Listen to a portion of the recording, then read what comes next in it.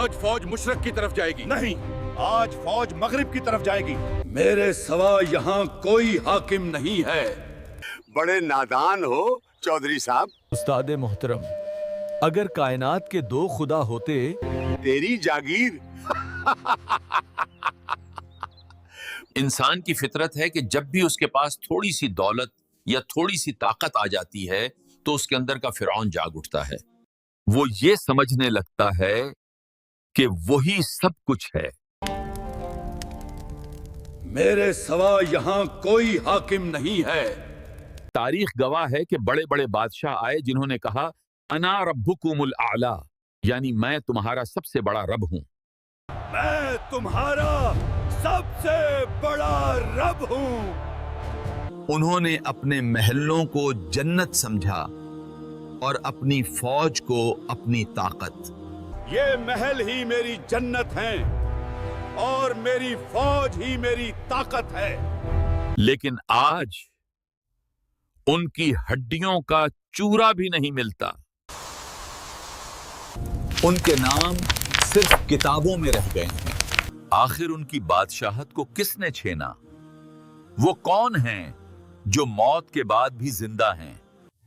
आज हम उस कलमे की गहराई में जाएंगे जो इंसान को दुनिया के झूठे खुदाओं के सामने झुकने से रोकता है। ये दास्तान है चौथे कलमे की, यानी तौहीद की। The fourth kalma, the king of kings. इस कलमे का आगाज होता है तौहीद से, यानी अल्लाह को एक मानने से। ला इलाहा इल्लल्लाहु वहदहु ला शरीका लह। मतलब ये है कि अल्लाह के सिवा कोई माबूद नहीं, वो अकेला है, उसका कोई शरीक नहीं। जरा गौर कीजिए कि एक मयान में दो तलवारें नहीं रह सकती, एक मुल्क के दो बादशाह नहीं हो सकते। आज फौज मुशरक की तरफ जाएगी। नहीं, आज फौज मगरिब की तरफ जाएगी। बादशाह मैं हूँ तो हुक्म भी मेरा ही चलेगा। तो फिर इस पूरी कायनात को दो खुदा कैसे चला सकते हैं? उस्ताद मोहतरम, अगर कायनात के दो खुदा होते तो शायद काम बढ़ जाता। अगर दो खुदा होते तो जमीन और आसमान का निजाम दरहम बरहम हो जाता। मैं हुक्म देता हूं कि अब सूरज निकलेगा। नहीं, मैं हुक्म देता हूँ कि अभी रात रहेगी। देख रहे हो, अगर दो खुदा होते तो हर कोई अपनी मर्जी चलाता और ये कायनात कब की तबाह हो चुकी होती। अल्लाह फरमाता है ला शरीका लहू, यानी ना मेरी जात में कोई शरीक है और ना ही मेरी ताकतों में कोई हिस्सेदार है। मुझे ये निजाम चलाने के लिए किसी वजीर या मददगार की जरूरत नहीं, मैं अकेला ही काफी हूँ।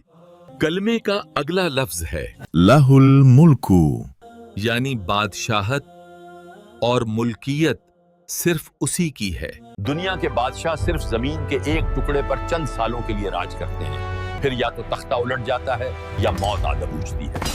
लेकिन अल्लाह की बादशाहत जर्रे से लेकर कहकशाओं यानी गैलेक्सीज तक है। जमीन के अंदर छुपे खजानों से लेकर समंदर की गहराई तक जिस पर उसका नाम लिखा है वो कोई छीन नहीं सकता। निकल जा यहाँ से।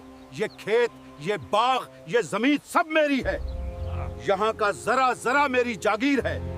तेरी जागीर। बड़े नादान हो चौधरी साहब। जुबान संभाल कर। तुझे पता नहीं मैं कौन हूँ? ये पूरी रियासत मेरे बाप दादा की मलकियत है।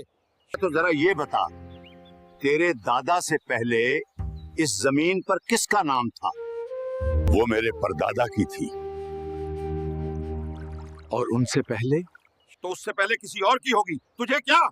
तो जब तू मर जाएगा तो क्या इस जमीन को कब्र में उड़कर सोएगा? अरे नादान, ये जमीन तेरी नहीं, तू इस जमीन का है। ये तो एक मुसाफिर खाना है जहां लोग आते हैं, रात भर रुकते हैं और फिर चले जाते हैं।